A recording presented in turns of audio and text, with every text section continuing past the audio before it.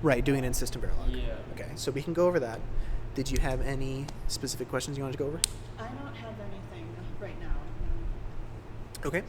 And then in Discord, any specific questions you had for me?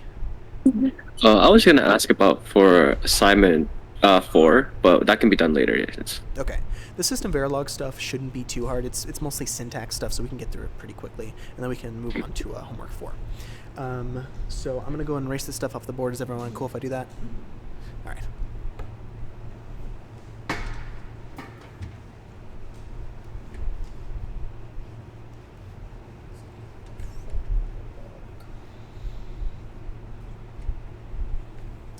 All right. Oh, more of this. Oh, okay. So I think, what do I want to do? I think what I'm going to do is, because it's System Verilog and it's a coding language, you'd want to type it. So I'm going to type it on my computer, and you guys can see, because I could write it out. It would just take longer. So what I'll do is I'm going to... Probably share your screen or something? Yeah, that's what I'm doing on Discord, but I'm thinking for you guys, if you want to see my screen physically. Yeah. I'm pretty good on this, so if you need it, Okay, yeah. If you want to move over or whatever, I'm going to open up VS Code, and I'll share it with Discord. VS Code. Oh, this is awful. Why is it in light theme? Oh, this is terrible. Okay, whatever. Come on, I can't do this in light theme. My file.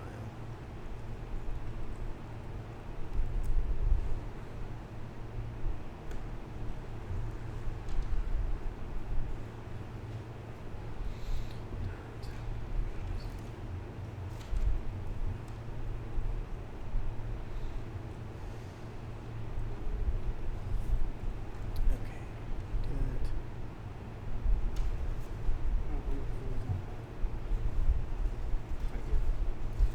do that. Not too bad. I say that. And then I start doing it. And then you started doing that. Yep. Let's see. I don't have the extensions for System Verilog. Ah, whatever. That's fine. Okay. I'm gonna go ahead and share my screen with Discord.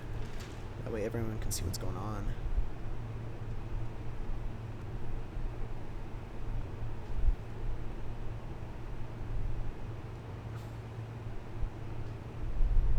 Okay. Okay, I went ahead and shared my screen. Okay. Oh, sorry. No, you're good. If you want, you can go over to My person on the very top and right click on it.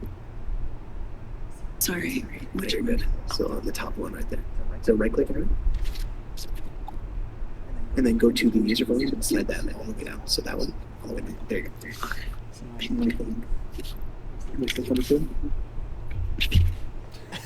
It's all right. Okay. All right. So I'm going to start with the first question, and I believe the first question asked you guys to create a 4-input AND gate. Is that right? Okay.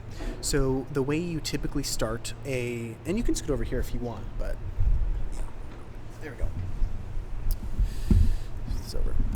So the way you typically start any System Verilog module is you start with the name module, and then you give it an actual module name. So this is going to be the name you use if you were to use this set of hardware in some other piece of code. So here I'm going to call it and4. I don't know what she has you guys call it in the... It's and for. Yeah. Okay, cool. So I'm going to call it and4 because I'm anding 4 bits together. And then the next thing that happens is I have what's called a port list. So the port list is all of the inputs and the outputs for this module. So it's all my signals that are coming in. So that'd be A, B, C, and D, because those are inputs. And then my output signal, which in this case is whatever they called it, Y or something. So what I'm going to do is I'm going to list those out. So first, I'm going to put my inputs. So whenever you want to specify an input wire or an input signal, you say input. And then you have to specify that it is a logic signal. Almost all of your signals are going to have logic before them. It's kind of like saying int before x if you're doing C++ programming. But this is going to be almost all the signals you're going to end up using, at least for lecture and for classes. So then I'm going to write out all of my signals that I'm going to use. So I'm going to use A, B, C, and D. And you can just put those in commas together like this, all in one line. If you wanted to, you could separate them like this. But if all of the signals have the same number of bits associated with them, then you can do them all on the same line like this. If I needed D to be a 2-bit signal, I would have to either put it on a new line like this and specify that it's a 2-bit signal like this. So that's saying it has bits 1 and bits 0. If I do this, then that's going to essentially make it so it's a 2-bit signal. And I have to do it either on a new line, or I'm pretty sure you can leave it on the same line, but specify right before it like that. I know for a fact that the first method works, so I would do that, and it just keeps your signals grouped in nice. I don't recall if this one works. I'm pretty sure it does. But either way, in this example, we don't have either of those, so I'll leave them in one line. And definitely, if you're doing input versus output, you want to put those on separate lines. So output, logic, and then this signal, this output signal, I'm going to call Y. Okay, so everything in your port list goes in those parentheses. Every individual item needs to have a comma between it. The last one doesn't need to have a comma. And you always end your port list with a semicolon. So that's the opening, that's like the start of every module. And at the end of every module, to say I'm done writing my module, you have to put end module. Okay.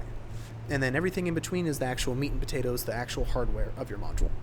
And so for this one, we want to figure out how to code up the 4-input AND gate. So this is going to be using some information that you might already know from coding classes, which is how to AND signals together. Except if you're used to C++, you would use things like this, the double ampersand, double or. In general, when you're doing System Verilog, I would stay away from these. Just don't use them. Use their one signal counterparts, so just a single ampersand, a single or. I can talk about the differences between the singles versus the doubles, but for the moment, just know that 99.9% of the time, just use the single ones. Okay, so what I want to do is I want my output Y to be the result of ANDing all of my 4 input bits together. And so what I'm going to do is I want to assign the value of Y to something. So what I do is I say assign Y. Now this is going to take whatever the right-hand side of this assignment operator, the equal sign is, and assign it to, and tie it to Y. Now the thing that I want to assign it to, like I said, is a 4-input AND gate. So I AND 4 signals together, A, B, C, and D. And the way you would notate that would look like this. Now I'm lagging a little bit. There we go. So we have A ANDed with B, ANDed with C, ANDed with D. And then, kind of like in C++, you end a line with a semicolon.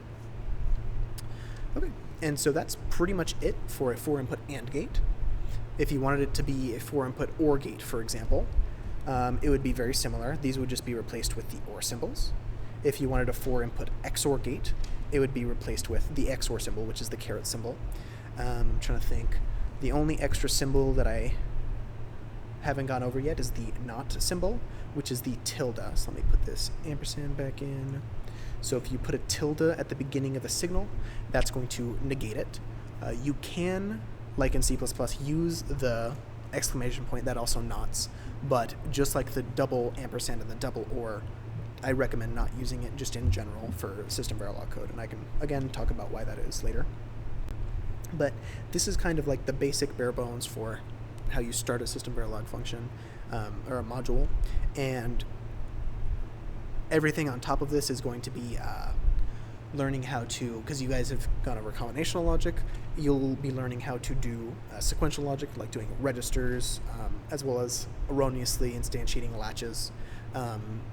So you'll go over that both in lecture and in lab as well.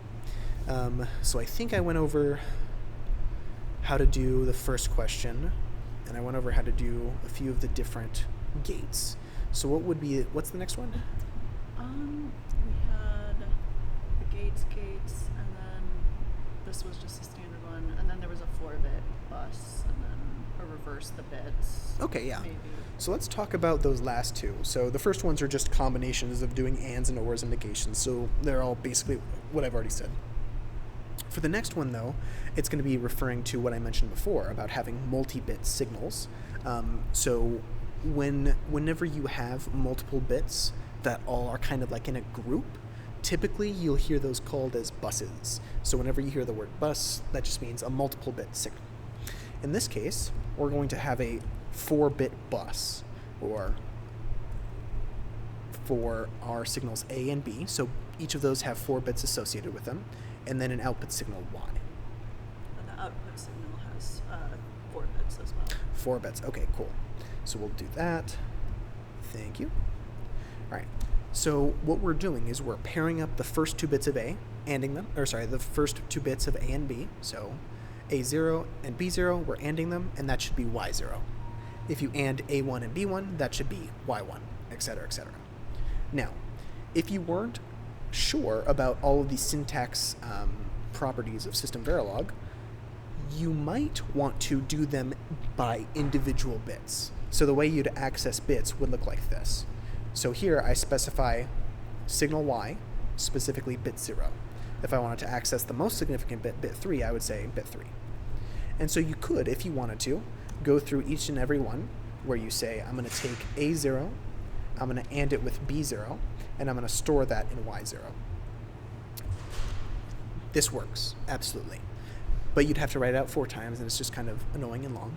So there is a functionality where if you just say, I'm going to do A ANDed with B, and then stored in Y, as long as those are all the same bit widths, as long as they all have 4 bits associated with them, it's going to go exactly as you expected. The lowest bits of A and the lowest bits of B are going to be ANDed together and sent into the lowest bits of Y. And so that just makes it so you don't have to type nearly as much. Did you have a question? No, I like that. The second one way better. Yeah, this is a lot better than the other way.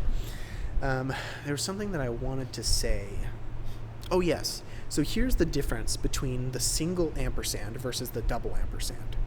So the single ampersand is what we would call a bitwise operator. So when I say bitwise, I mean that this is pairing up A0, B0, ANDing, B1, A1, ANDing, and then the result is as many bits as you started with. You ANDed 4 bits with 4 bits, and your output was 4 bits. So it's called a bitwise operator because you pair up the bits. The double ampersand that you would see in a coding class is a logical operator. That's what they're called. And so instead of taking A0, A and B0, ANDing those, and then ANDing the 1s and ANDing the 2s and the 3s, and you'd get 4-bit signal, instead of that, you AND every individual bit together in like a 4-input AND gate that has 1 output. Or sorry, in an 8-input AND gate that has one output. And then you get a number. So that's why you can't use the double ampersand all the time, because this would not give me the correct answer. I would have to do the single ampersand to instantiate 4 2-input AND gates. So just in general, don't use the double ampersands, don't use the double or signs. They're more trouble than they're worth, and this ampersand is going to, for the most part, do everything that you would want to do anyways with AND gates. So you don't have to worry about it too much. Okay, so now that I've gone over doing multi-bit AND gates and OR gates and things like that, I'm going to talk about the very last one. Okay, cool.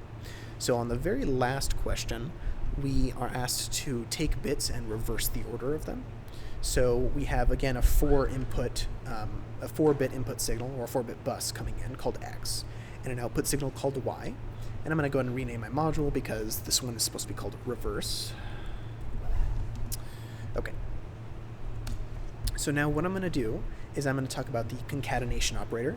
So the concatenation operator is just consisting of the curly braces. So essentially, what this allows you to do is it allows you to mix and match bits from multiple signals and assign them to 1. So if I had done something like this in the previous problem, y equals A, what would have happened in the previous problem is all of the wires from A would be tied to the wires from Y, 1-to-1 correspondence.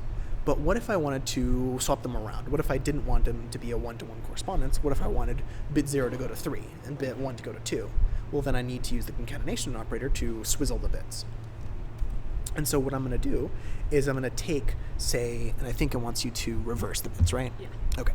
So if I want to reverse the bits, in most significant bit position, which is the leftmost position, that would be Y3, I want to put X0. So what I list here is literally just X0. So the bit X0. And that takes the wire from X0 and ties it to Y3. And then I'm going to do that for all of the rest of these. So I'm going to copy paste that. And I'm going to do it for 3, 2, and 1.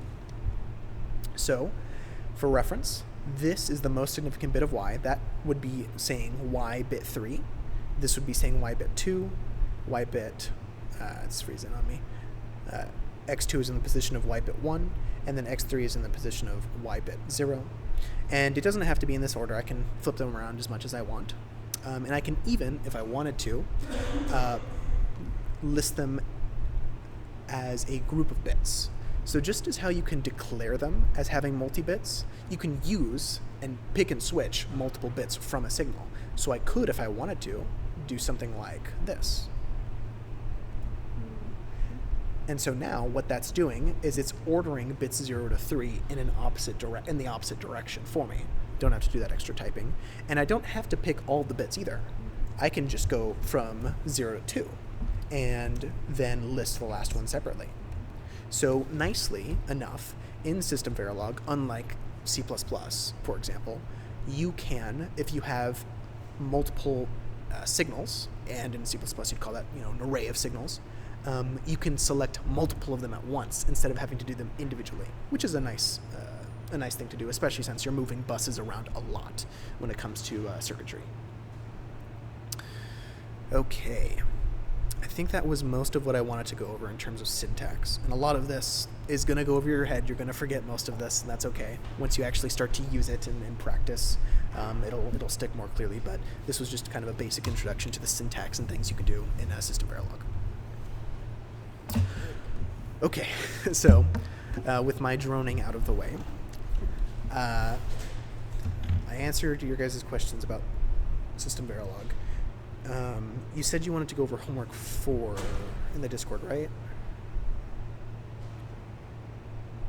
I think that's what you said. Yes. Okay, cool. Sequence detector. So, which particular problem? Because I heard you say sequence detector. Is there a particular one you wanted to go over, or? Oh, we can do sequence detector. Okay, cool.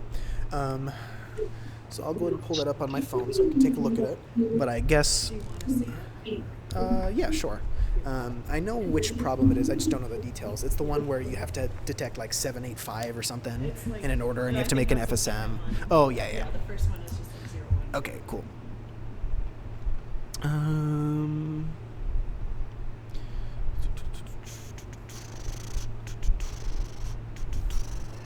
going to take a picture on my phone so you can look at it too, because I'm going to ask you guys some questions about it to see if you all understand what the question's asking and how to derive information from it. Okay, so you can turn this around again. Thank you. All right, so we have an FSM here. We're going to have to determine a few things, and when you're actually designing an FSM from scratch, you would have to figure out kind of this prompt information anyways.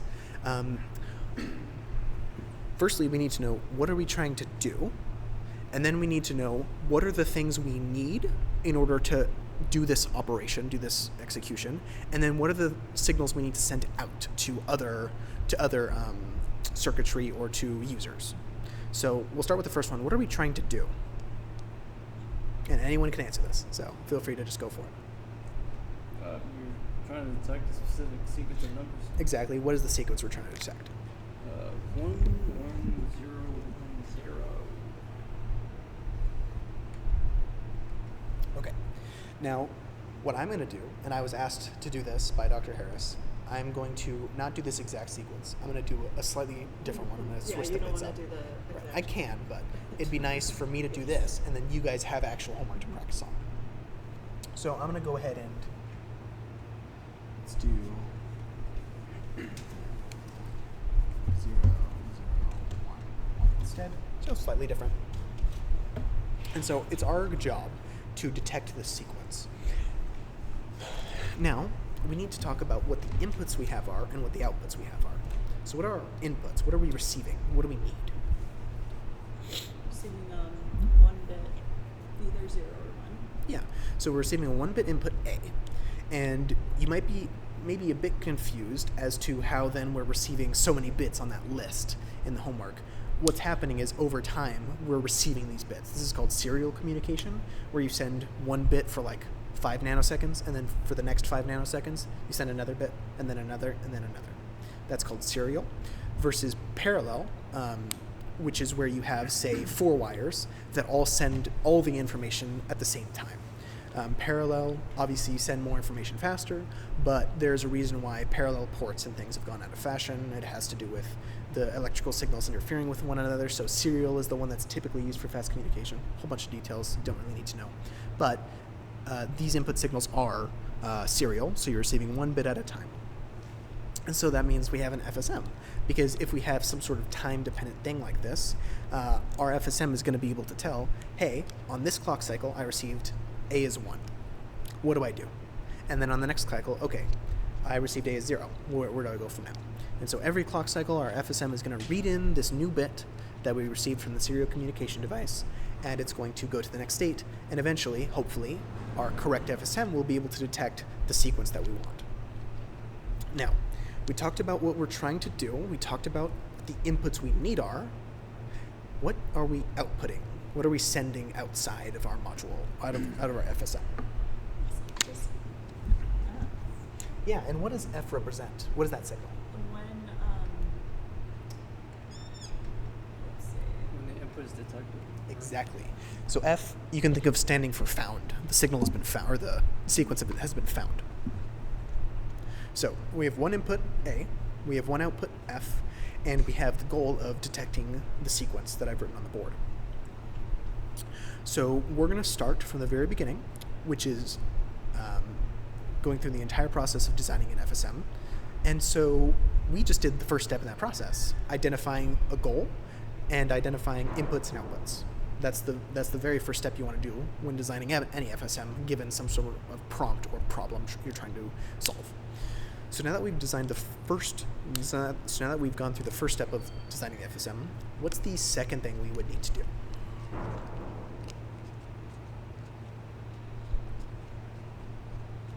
So, do we need to black box it, or should we just go straight to? We like, could the totally black box it. signal, What we like- just did was verbal black boxing, right? Oh, okay. We have We this don't need goal, to draw the here are the inputs, here are the outputs. Well, you could if you wanted to, right? The black box would be Just a box. just a It's an box, output. A, Okay.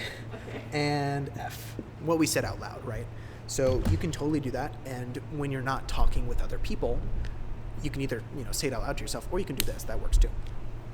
But yes, black boxing, either verbal or visual or both, is the first thing you want to do. So now the second step. Do we do this thing? Yes. Do you remember what that's called?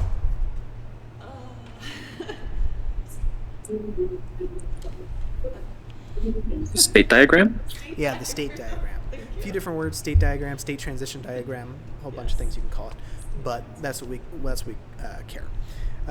So, given what we know about what we want to do, I'm going to start off and do the easy state. I'm going to do the reset state. I'm going to write that on the board, and then we'll go from there.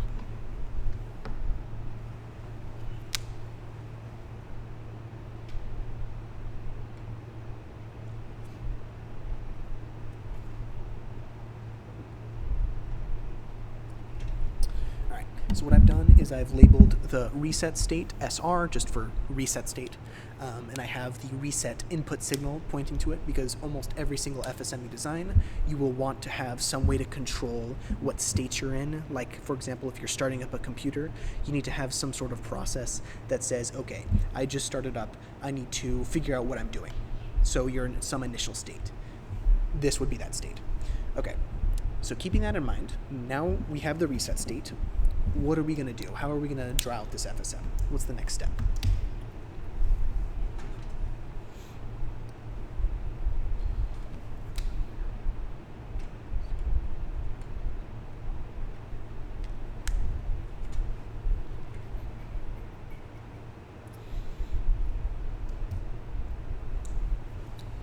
Anyone can answer. I'm not holding you hostage or I guess anything. we can write out our number of states that we have. How many states do you think we'd end up having? 5. And I'm why are you saying 5? I think I can see why, but I want you to tell me. I mean, guess as you go on to the next bit, you're trying to detect to see if the sequence continues. So. And you have 5 there's bits, 5 bits. so 5 states. Mhm. I agree with your reasoning, but this isn't going to count as one of those states because at this point, none have been detected, right? So you would need 5 plus 1, so 6. 6 states. But your reasoning is correct, and we will need 5 states, 1 for each of those bits, to say, okay, here is the 0th state. We've detected nothing. Then we've detected a 1, then we've detected a 1 followed by a 0, and then a 1, 0, 0, and so on. So yes, that's right. We are going to need 6 states. And just as a review question, if we're going to have 6 states, how many state bits will we need for that? Log base 26. How many? Log base 26. Log base 26. It's what, 3 bits? That's 3 bits, yeah, rounded up. That's the notation for ceiling, which is just round up. And this would end up being 3 bits. So we know that when we get to the design part for actually drawing out the schematic, we're going to have a 3-bit FSM state register. And register is just a fancy way of saying flip-flop. Those are the same thing. You can use them interchangeably. They're just units of memory or units of storage. Okay, so what am I going to do next? What is my next thing to do?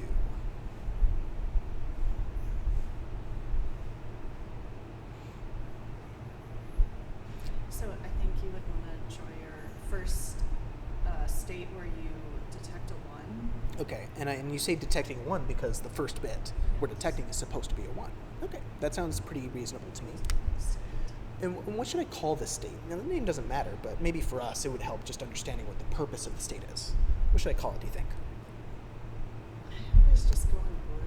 Like 1, 2, 3. Yeah, but that's that probably works. not right. It's not, okay, it's not about being right. It's just if the name helps us understand its purpose, Oh. that's the best name. Yeah, so maybe do we want to like name it the bit? But So like S1 and then call the next one S0 and then call the next one S0 no, or something like then that? we can't do that though. So maybe like 1, and then the next one is 1, 0. Third one is 1, 0, 0. That's a pretty reasonable way to do it. Sure, let's do that. Yeah, and that's probably something you'd see Dr. Harris do in class. Anyways. So yeah, let's do it like that. So I'm going to go and draw the next consecutive state. I'm not going to draw them all out, just the next one.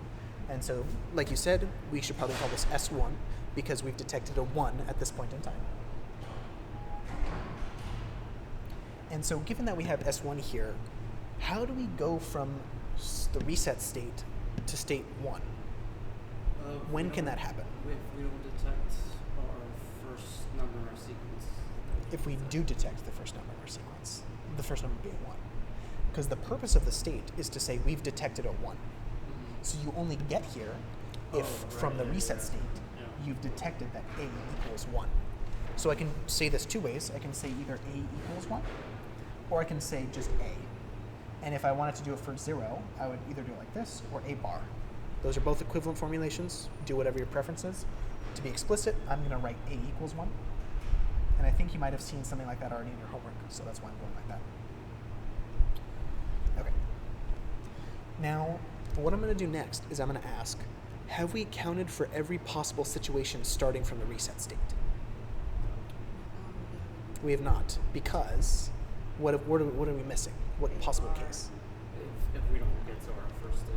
Yeah, if we get a 0 instead of a 1. If we get a 0, if the input is 0, where do we go?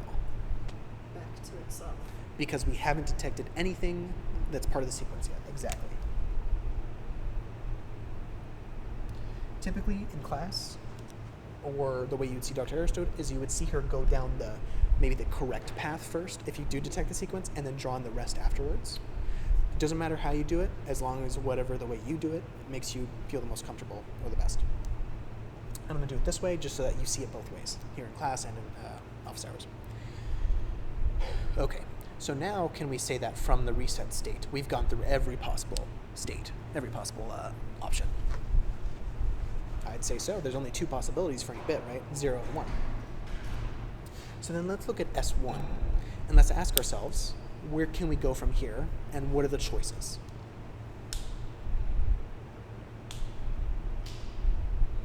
And this time I'm going to ask our friend in Discord to answer this one. So, what is the next thing we can do for our FSM diagram? Okay, so since we just got essentially like the first bit, then we will just need to go to the next and see if that one also reaches a 1. So, what's the sequence we're trying to detect? I know it might be a little hard to see, but it's up here. A 1, I believe, right? A 1 at the beginning. But if we're in this state, we've already detected a 1. So what's the next bit we're trying to find? Oh, so we're starting from the most significant bit. 0 then?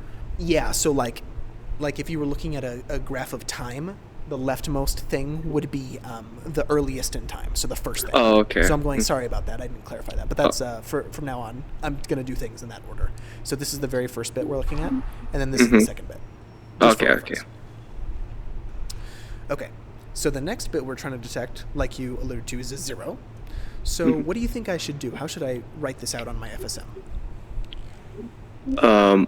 Well, since we have a state 1, I would assume maybe we could name it maybe a state 1 0.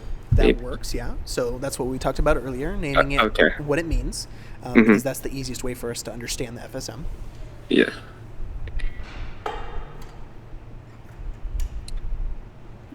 And how do we get to S10? When our input, which is A, is equaling to 0. Correct, but coming from which state? This is very important. Coming from state 1. Exactly.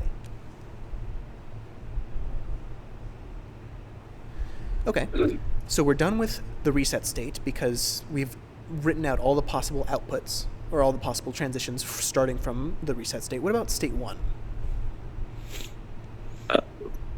State 1, if it's A equals to 1, then that it will have to. I'm assuming it's gonna have to go back and reset all the way to SR, maybe, or does it?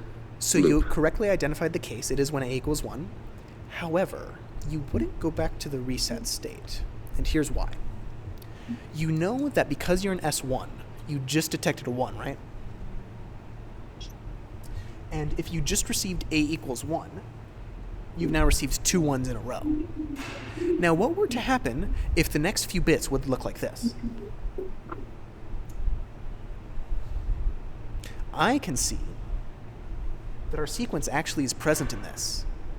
So if we had gone back to the reset state after receiving this one, well then it would say, okay, I see a 0, so that's not part of my sequence. I see another 0, not part of my sequence, and it would actually miss this sequence. And so what that means is, we aren't going back to the reset state because then we're going to miss this kind of embedded sequence. We actually stay in S1 because we still have detected exactly a 1.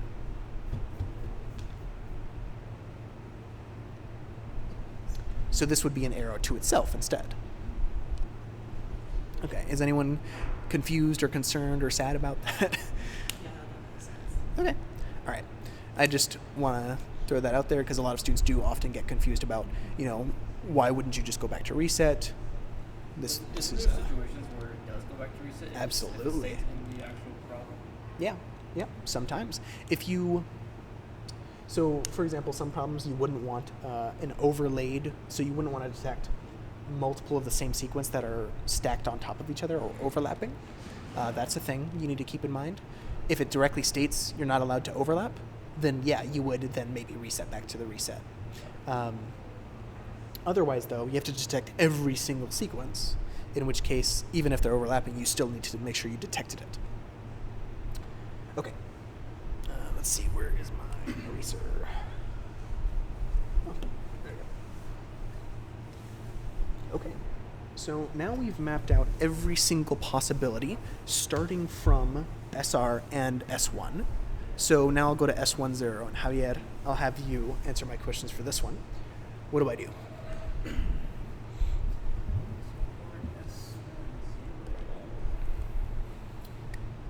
trying to say next thing to give it another 0, so it would be 8 0. Going to state 1 0 0. Sure, let's do that, yeah. So S1, 0, 0, right here. And like you said, if we get sorry, no, I'm facing away from the microphone. If we get a equals 0, then we go to that state S100. So we did the correct path. Now, are there any other combinations we need to worry about for this one? Any other ways we can travel?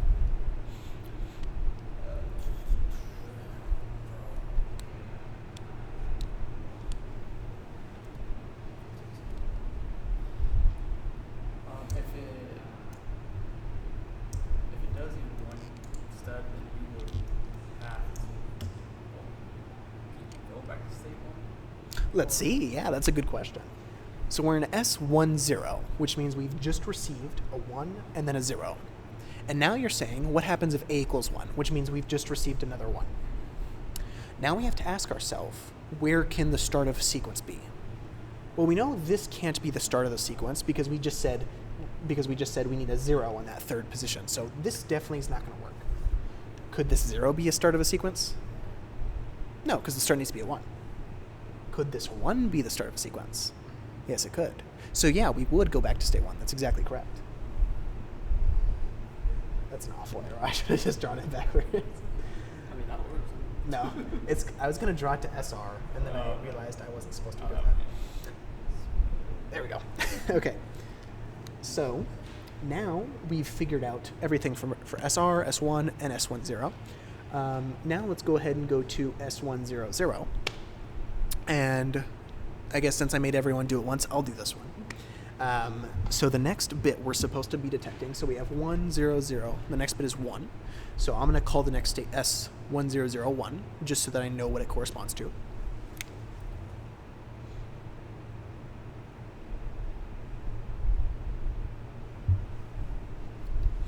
And then I have to ask myself, okay, well, how am I going to get to this state? The way I'm going to get to it is starting from state 100. If I receive a equals 1, that'll put me into this new next state. And then I have to ask myself the opposite question. Okay, what if I don't get a equals 1? What if I get a equals 0? So then I write out my sequence that I would have up to this point.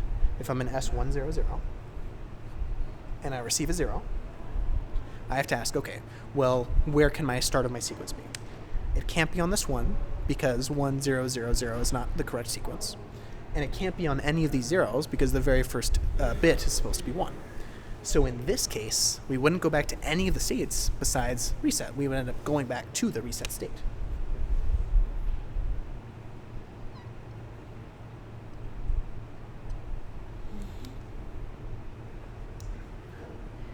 All right, so we've detected 4 of the 5 bits we need for our full sequence. So we've gone through 1, 0, 0, 1. What's the last bit we need?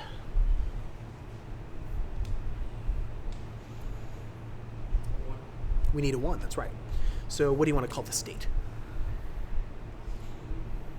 So we call it the sequence that we're supposed to detect origin. So There you go. We've successfully detected our sequence.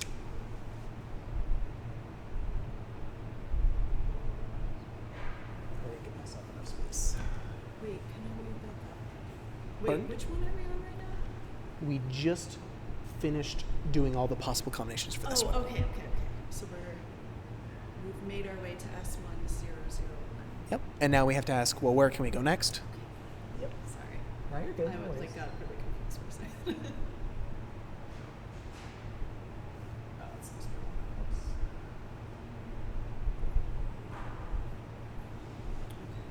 All right, so let's figure out what our connections are going to be. So starting from S1001, what are we going to write?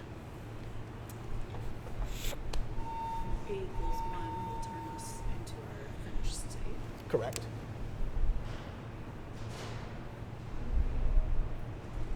And what if A was 0?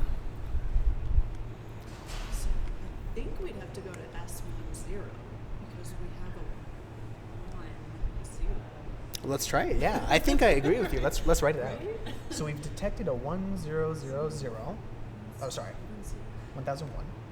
And then we just now said A equals 0. So let's play the same game.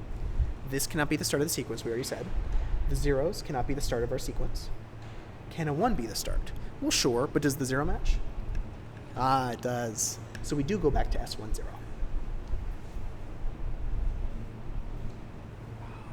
Who's hiding my nicer for me.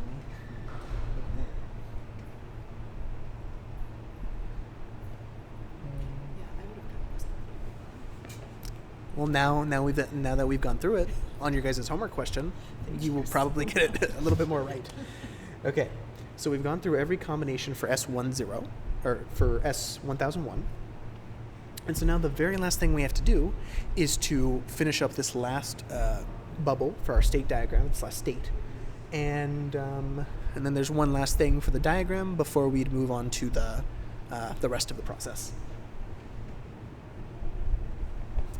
Okay, so what would I fill in for this final state? Well, we can already another one on it. And there's the one ones in the sequence. Then we would have to go back to the SR. So let's think. We're in this state. So the first thing I'm going to say, besides just transitions, what did we want to do when we've detected the sequence? What were we supposed to do?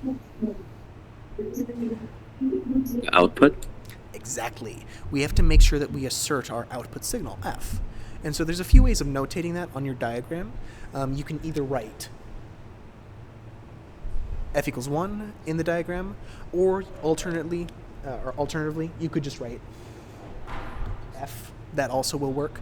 The assumption here, the implicit assumption is that in all the states where nothing is occurring, F is just 0, because we're not asserting F until the very last one.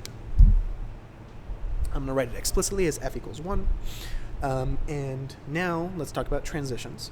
So what you were saying was that you'd probably go back to reset state. So let's write out the sequence that we've detected so far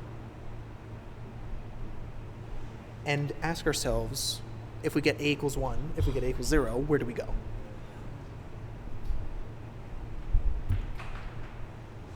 Okay, so let's take a look at this one. This one was the sequence we already detected, so this isn't where we're starting from. The 0 cannot be the start of a sequence. That 0 cannot be the start of a sequence. This one could be the start, but it's followed by another 1, and that doesn't match the start of a sequence. This one could be the start, but again, it's followed by another 1, so that couldn't be the start. This one, however, could be the start if it's S1. So if we receive A equals 1,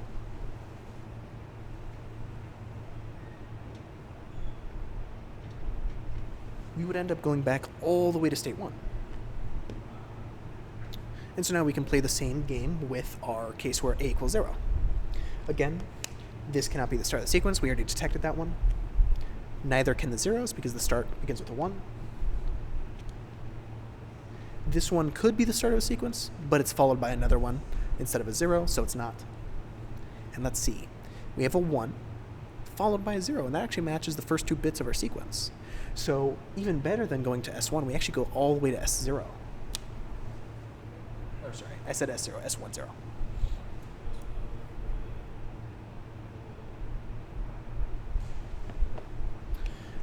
All right, and so now here comes the question that you mentioned earlier, which is whether or not we should allow overlapping sequences. Because what this is saying is that if we had something like this, we would count that as 2 sequences. One here and one here, but you'll notice the 1 is actually overlapping. So if for some reason you did not want to count overlapping sequences, that arrow would actually take you back all the way to the reset. So how do we know from this question? So if you don't know from the question, if it doesn't explicitly state it, state your assumptions at the beginning of the question. It shows an example and there is an overlap. Well, there you go. Yeah, allow overlaps. In general, Or wait. I don't know. so just in general, Yeah, sorry. no, you're good. For this class with Dr. Harris, if you state your assumptions at the beginning, like if it's not written in there explicitly, just say, I'm going to assume I'm allowed to detect overlapping sequences, and she's good with that. So she'll probably say that at the top of every exam. She'll say, state your assumptions if needed, and so on. But yeah, that's how you would go about it. And really, when you're actually designing an FSM, you're the one who decides, should I have an overlapping sequence? Yeah, I don't think it's super accurate. Then it doesn't matter. You can go either way. Just state your assumptions.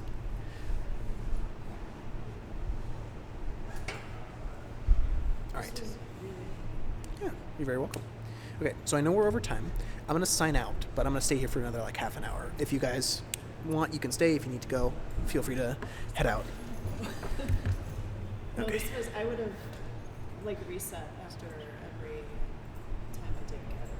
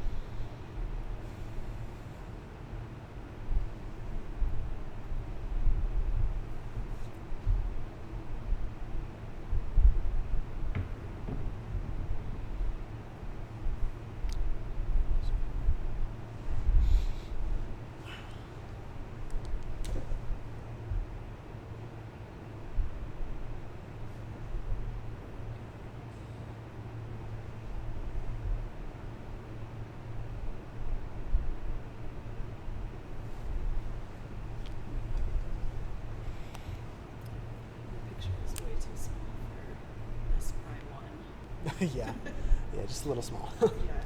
Just-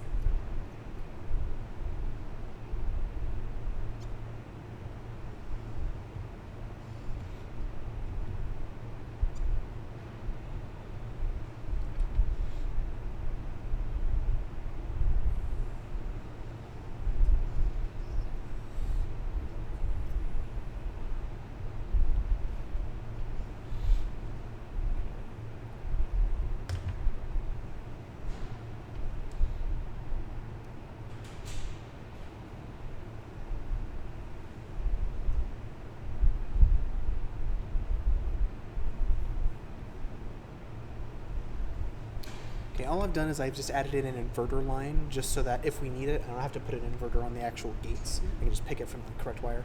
Doesn't matter how you do it. You'll see it done sometimes like this. You'll see it done with the inverters on the actual gates. Makes no difference. Okay, so I did the easiest one, which was the single gate. That one was for S5. That's the simplest logic.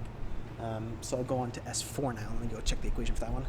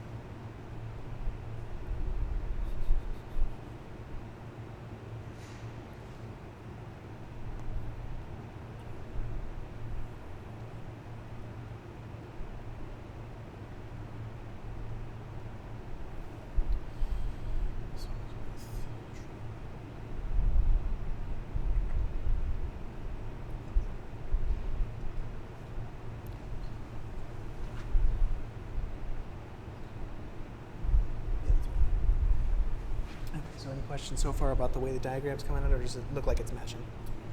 Okay, let me know if I make any silly mistakes. I think this next one's 5, 2,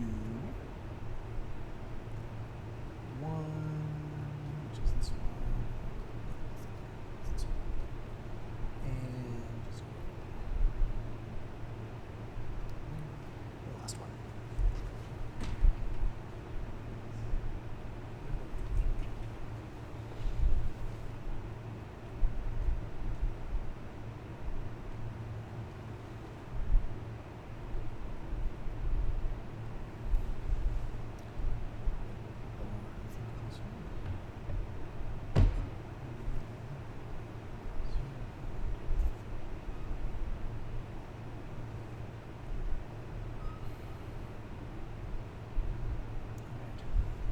So how are we feeling? Good? Okay. So, just to recap what we've done. At the beginning of every FSM problem, there's a step 0, which is the problem, like what you're trying to solve. And either it's a prompt on a piece of paper, or it's an actual real-world problem you're trying to design an FSM for. So that's step 0. Step 1 is black box. You figure out what your inputs are, what your outputs are, and what your goal is, what you're trying to do. Step 2, that's actually drawing out your state transition diagram. And that's figuring out all the bubbles, all the things we need to account for, how we're going from state to state. This was an introductory example.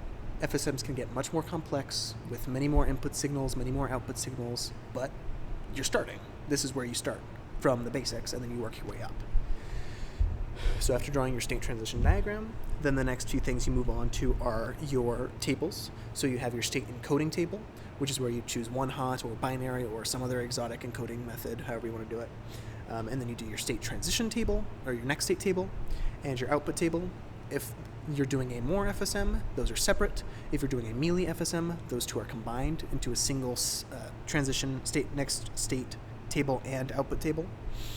You figure out what your equations are from those tables, and then you draw your state register, your output logic, your input logic, and that's it. That's the entire process.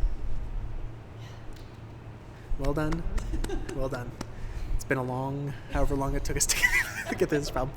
But we finished going through it, and hopefully now, when you do it yourselves, it'll go way faster, and you'll understand a lot more of the steps, and you'll be able to get further by yourselves.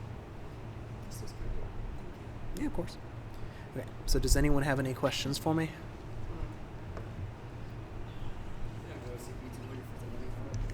For the year even? Yeah. Well, this is 100, so. Yeah, that's true. There you go. You finished your 100 review, right? Yeah. Okay, well, I'm going to go ahead and end the office hours. Thank you so much. Yeah, of course. Feel free to take your screenshots, take your pictures. I'm going to go ahead and stop recording.